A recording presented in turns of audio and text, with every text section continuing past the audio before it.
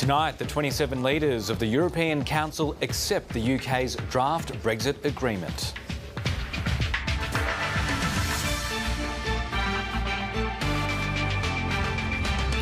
At least one home destroyed and up to 800 people forced to flee a bushfire in central Queensland. Victorian Labor celebrates an overwhelming win, with leader Daniel Andrews thanking voters for returning his party to power.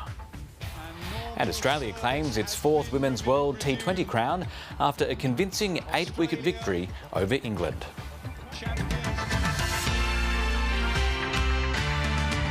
Hello, welcome to ABC News. I'm Jason Om. Let's check the weather in the capital cities tomorrow. Sunny in Brisbane, mostly sunny in Sydney, partly cloudy in Canberra, a possible shower for Melbourne, showers in Hobart, partly cloudy in Adelaide, sunny in Perth and partly cloudy for Darwin. European Union leaders have approved an agreement on Britain's departure next year after 20 months of negotiations. It took leaders less than an hour at a summit in Brussels to endorse a withdrawal agreement that settles Britain's divorce bill and protects the rights of UK and EU citizens. The British Prime Minister Theresa May has hailed the deal as the start of a new chapter for Britain. The European Commission President Jean-Claude Juncker has described the UK's departure as a tragedy and says British MPs must know this is the only deal possible. I'm inviting those who have to ratify this deal in the House of Commons to take this in consideration. This is the best deal possible for Britain. This is the best deal possible for Europe. This is the only deal possible. The only deal possible. And I would like to add one sentence concerning the civil servants coming from Britain, those who are at the service of the Commission. Nobody of them will be pushed out. Nobody will be ejected. I have an experience of more than 3 decades in Europe. I always admired the professionalism, the loyalty, the commitment of those coming from Britain to serve the Commission. So I can't promise that promotions there will be, but nobody will be ejected from the Commission's system.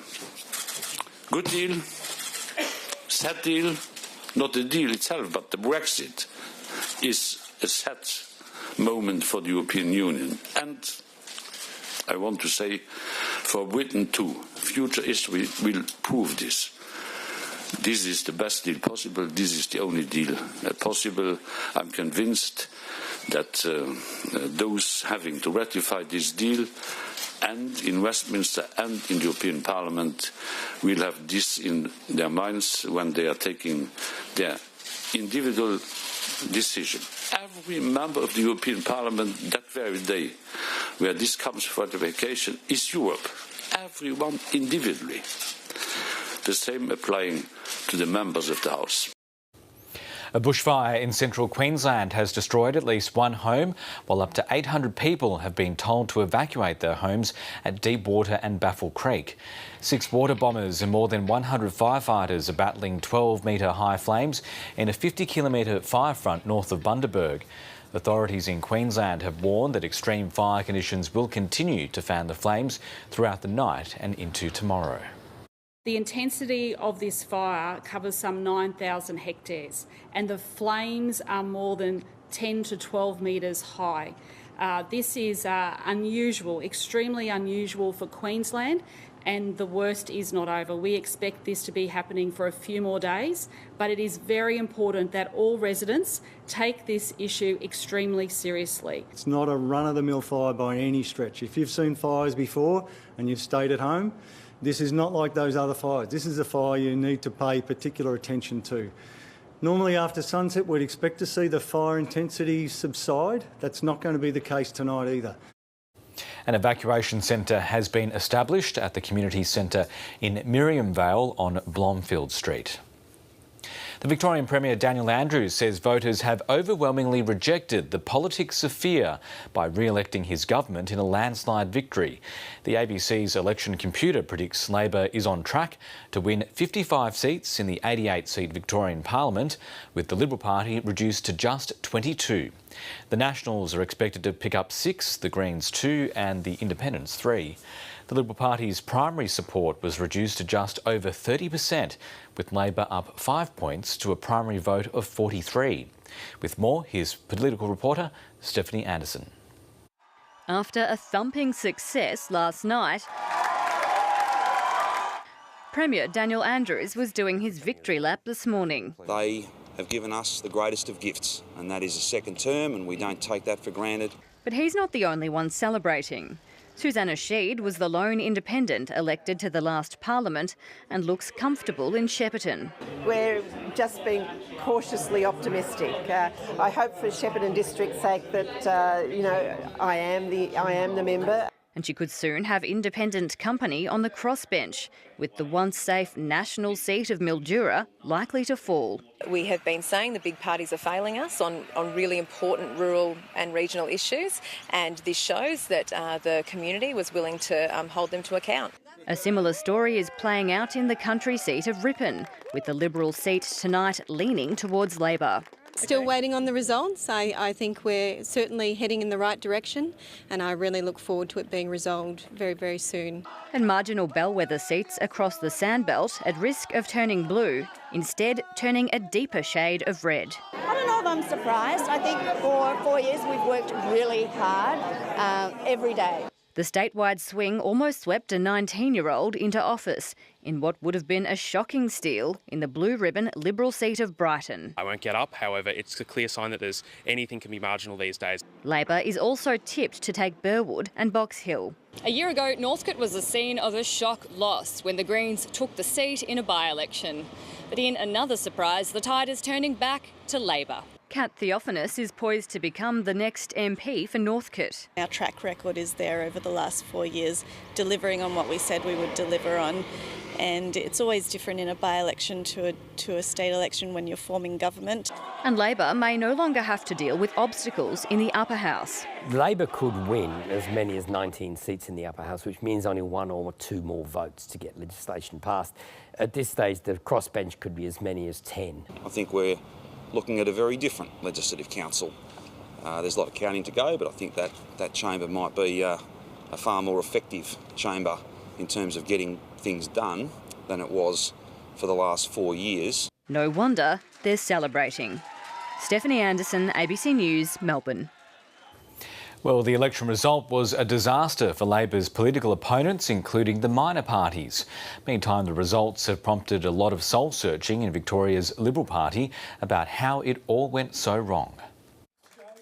By any measure, this election was a belting. Ladies and gentlemen, tonight is clearly not our night. It was a drubbing. The Liberal Party has lost safe seats in its eastern suburbs heartland. Many more have had their margins slashed in places like Brighton and Sandringham, seats Labor would have never dreamed of winning.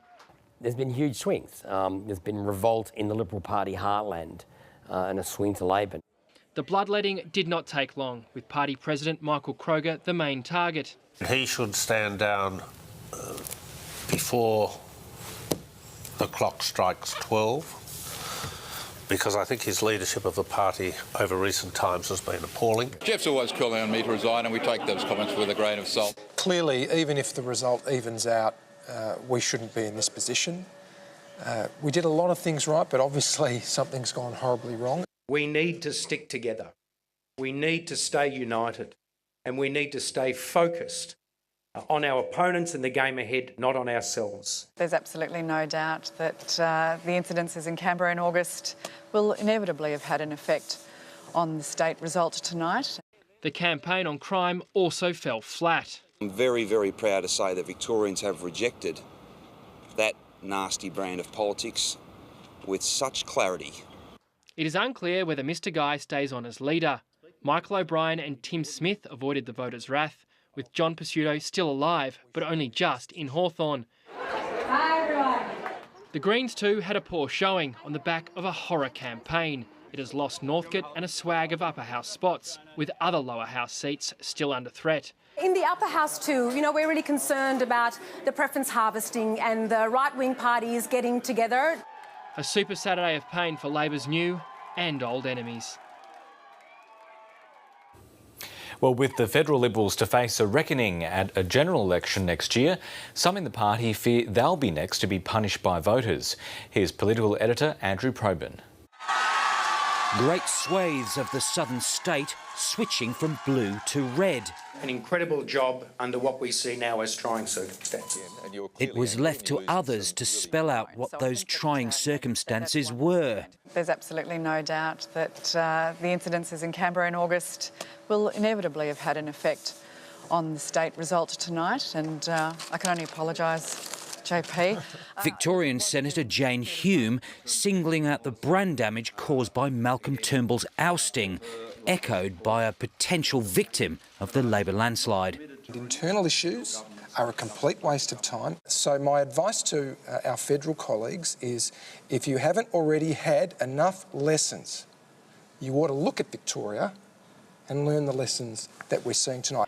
Although the federal Liberal deputy insists all's not lost. And if Bill Shorten wants to get ahead of himself and think that he can measure up the drapes in the lodge, then he'll be as wrong next time around as he was in 2016 when he did his famous victory lap around the country thinking he'd won that election. But if the state result in Victoria is reflected at next year's federal election, the coalition would lose at least 5 seats. Possibly more when you consider the sizable swings in the seats occupied by Michael Sukkar, one of the chief anti-Turnbull plotters, and Greg Hunt, who was running mate in Peter Dutton's failed bid. Overwhelmingly, the state campaign was fought on state issues. The Liberal parties found what catastrophe looks like. A 30% primary vote and big swings to Labor in well-heeled suburbs like Hawthorn, Brighton and Box Hill. Dan Andrews says his win's a victory for progressive politics. And while the result was decided on local matters, few doubt the scale of his win was down to federal issues. Dumping Malcolm Turnbull as PM was an act of self-sabotage, and Liberals say they don't think voters are quite done registering their disgust. People do not like the changing of prime ministers. Let's face it, politicians are on the nose. Questions of mortality as MPs return to Canberra for the year's final sitting fortnight. Yeah, we got touched up. You can do one of two things. You can get in the fetal position and give up, you can keep swinging. I'm a backbencher from Western Australia. I'm not going to comment on electoral matters in other states, so I'll leave it to the team. Reflections are plenty. Andrew Probyn, ABC News, Canberra.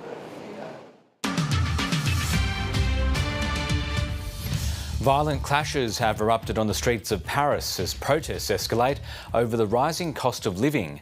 At least 20 people were injured and dozens more were arrested as demonstrators set fires and fought running battles with riot police.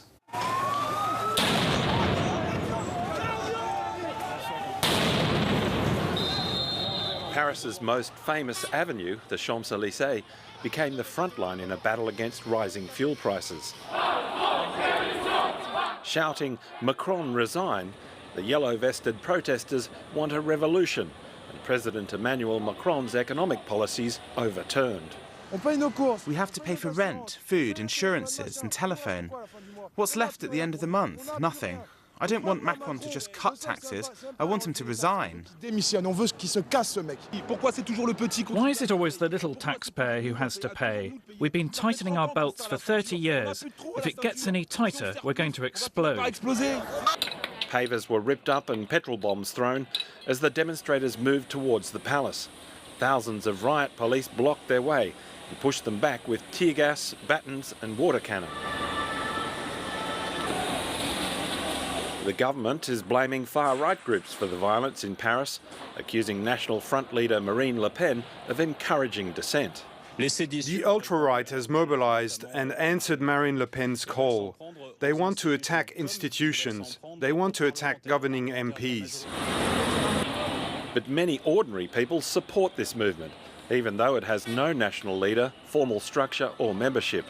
The 25% rise in diesel prices is causing deep unrest. with police estimating more than 100,000 people took to the streets around the country for the second weekend in a row. The clashes in Paris continued into the night, but police say there has been minimal damage. The French government says it's listening, but there's no sign yet it's changing course. Michael Troy, ABC News. The head of the Australian Antarctic Division, Nick Gales, has lost count of the number of times he's ventured to the icy continent. But he believes he's spent about 3 years of his life on Antarctica, and he knows he won't be going back. With the new chief set to be announced in the coming days, the outgoing director is reflecting on his successful career of driving climate change research and whale protection measures. Despite losing count of the number of times he's ventured south, Nick Gales vividly remembers with awe his first winter in Antarctica. That's special, seeing the southern lights, getting up in the middle of the night and in winter, minus 40 degrees, crisp and very, very cold, and seeing these dancing lights in the sky. The vet and wildlife biologist began working at the division in 2001 and spent 4 years as chief scientist before taking on the role of director in 2015. He's spent roughly 3 years of his life on the icy continent. It's indescribable. I mean, you see the photographs of Antarctica and it's a truly beautiful place, and you can tell that. But to experience it firsthand is something very, very special. A special place that Dr. Gales fears is threatened by climate change. Sea level rise as warming atmosphere and warming oceans break down those ice shelves. It's happening very rapidly in the Arctic, and we're starting to see in parts of Antarctica rapid change down there. With a passion for conservation, he'll remain as Australia's commissioner to the International Whaling Commission. There is absolutely no scientific basis for killing a whale in the name of science.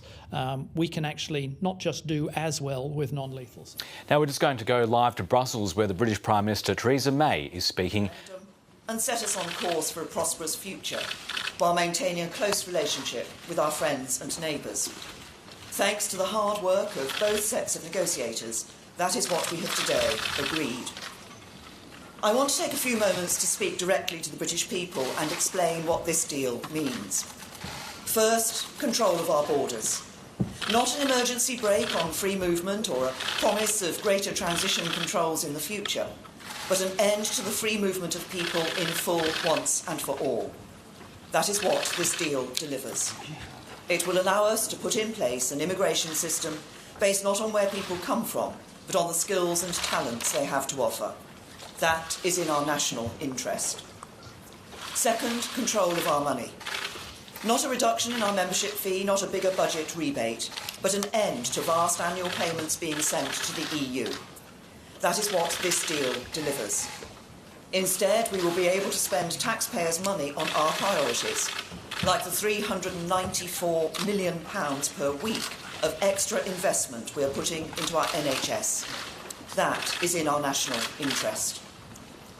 Third, control over our laws. Not just the return of some areas of control from Brussels, but an end to the jurisdiction of the European Court of Justice in the UK, with our laws being made in our country by democratically elected politicians, interpreted and enforced by British courts. That is what this deal delivers, and that is in our national interest. In agriculture, it does not just deliver a better deal under the Common Agricultural Policy, it takes us out of the CAP completely, meaning we can design new systems of support for farmers that work for the UK. And in fishing, it does not just deliver a bigger annual quota within the Common Fisheries Policy, it sets us free of the CFP for good and forever. The UK will be an independent coastal state once again, in full sovereign control of our waters, able to decide for ourselves who we allow to fish in them, with that access not tied to any other aspect of our economic partnership. That is in our national interest too. On borders, laws and money, this deal delivers for the British people. But I have been just as determined that, as well as taking back control, this should be a deal that protects the things we value in our relationship with our European friends and sets us on course for a future of opportunity and prosperity. And this deal does that too. So if your family's livelihood depends on a skilled job in our manufacturing sector, You need a deal that keeps goods flowing easily across borders and keeps supply chains intact. This deal does that. We will be outside. And we'll just leave that there. That was the British Prime Minister Theresa May speaking after securing the support of European leaders who have tonight approved the Brexit withdrawal agreement. She says the deal is in the national interest.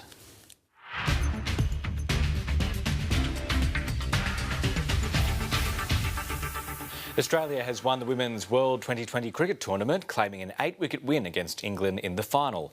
Patrick Galloway reports. Finally, something for Australian cricket to celebrate. They get home and normal service has been resumed. Australia champions 2018. Look, there was a lot of emotion out there. As I said, the last couple of World Cups haven't gone our way, and we were ready to finish the job tonight. 19-year-old Georgia Wareham helped the Australian team put a halt to England's early charge. And she's gone. There it is. Probably didn't quite adapt to conditions as well as we could have in terms of areas we hit and in terms of the wickets we lost. It could easily have been a different story. Australia missed multiple chances. Oh, dropped it. Catches went begging, run-outs were missed, and one key decision to call for a video review almost wasn't taken. Oh, great delivery. Expected the ball to turn. Captain Meg Lanning made the call, despite those closer to the wicket failing to appeal. So well done, Captain. Brilliant. I heard a noise, so that was what I thought was pad first, and I went up to Midge and said, did he hit the pad? And she was like, oh, there's something going on there. So I called for it, and it worked out pretty well. Chasing 106 for victory, Australia lost Alyssa Healy for 22, her lowest score of the tournament. Then Ashley Gardner took hold of the innings. Absolutely dispatches a full toss out of the ground. 3 sixes to go with her 3-wicket haul settled the score for Australia, which lost this corresponding fixture 3 years ago.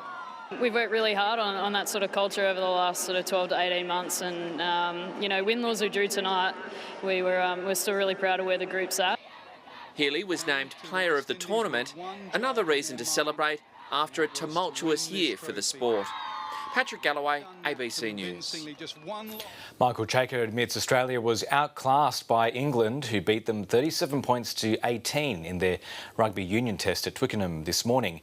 But the Wallabies coach couldn't hide his frustration over several controversial refereeing calls. Some decisions didn't go Australia's way against England. Across, Haylett-Petty is in. And Australia strike. On review, the television match official deemed Dane Haylett-Petty's pass travelled forward and the on-field decision was overturned. We have the score cancelled out. It goes backwards out of his hand and it goes forwards like they're the rules. I don't think they're the right rules, but I think they're the rules, right? And they didn't even stop to look at them. There was more controversy when a shoulder charge prevented Isaac Rodder from scoring. And they're waving their arms towards the referee. That's a penalty try, Mark. I was surprised that there was no look at it, even. I thought that's what, the explanation from the referees with the TMO was going to be. In truth, the 13-all half-time scoreline flattered the Wallabies, who were getting out-muscled by the English. Oh, what a drive from England. Wilson picks up, there's Youngs, and here is... The home team completely dominated the second half. Only desperate defence prevented an even bigger margin. Oh, my goodness. He's busting off.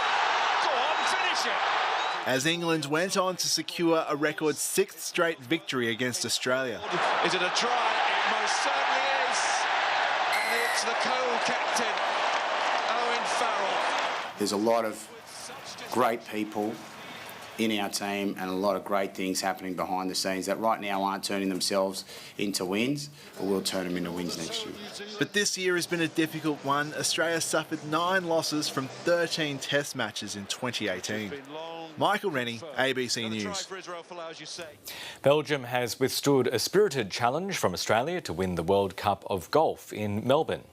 The Australian duo Cam Smith and Mark Leishman started the day 6 shots off the pace, but stormed home with a 7-under par final round. It wasn't enough to reel in Belgian pair Thomas Dietrich and Thomas Pieters, who finished 3 shots clear at 23 under, while Mexico joined Australia in second place. With Belgium 5 shots clear heading into the final round, the contenders needed to make early inroads. Clad in his lucky maroon, Queenslander Cam Smith took up the fight, as he and partner Mark Leishman birdied the second. We love it. Wow. Mexican pair Abe Ancer and Roberto Diaz also made a bright start. He's never missing.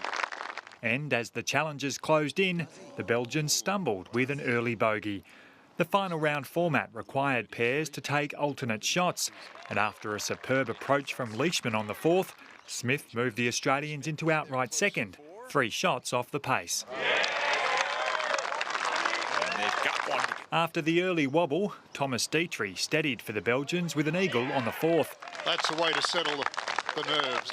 Consecutive birdies on 12 and 13 reignited Australian hopes. Got it. Their charge appeared over after a bungle in the bunker from Leishman on the 14th. But a brilliant bailout from Smith brought the margin back to 2 strokes. Oh, you can't. Oh, my God.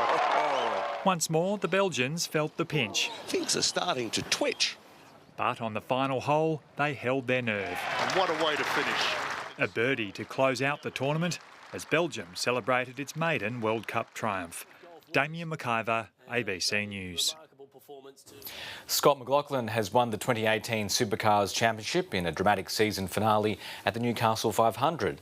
David Reynolds started in pole position, but the 25-year-old McLaughlin dominated early and crossed the line in second place behind Reynolds. That was enough to give him his first championship and win ahead of fellow New Zealander Shane van Gisbergen. All the guys, we worked so hard. Look, I have to pay respects to Shane. We raced hard all year and it's a hell of a battle, but oh man. The race was Craig Lowndes' last as a full-time driver. Let's have a look at the weather in the capital cities for tomorrow. Sunny in Brisbane, mostly sunny in Sydney, partly cloudy in Canberra, a possible shower for Melbourne. Showers in Hobart, partly cloudy in Adelaide, sunny in Perth and partly cloudy for Darwin. That's the latest from ABC News, but let's just recap our top story. The European Union leaders have approved an agreement on Britain's departure next year. The British Prime Minister Theresa May has hailed the deal as the start of a new chapter for Britain, but the European Commission President Jean-Claude Juncker has called the UK's departure from the Union a tragedy. And tonight, Theresa May has said that the deal is in the best interests, the best national interests of Britain. I'm Jason Om. Stay with us. The close of business is up next.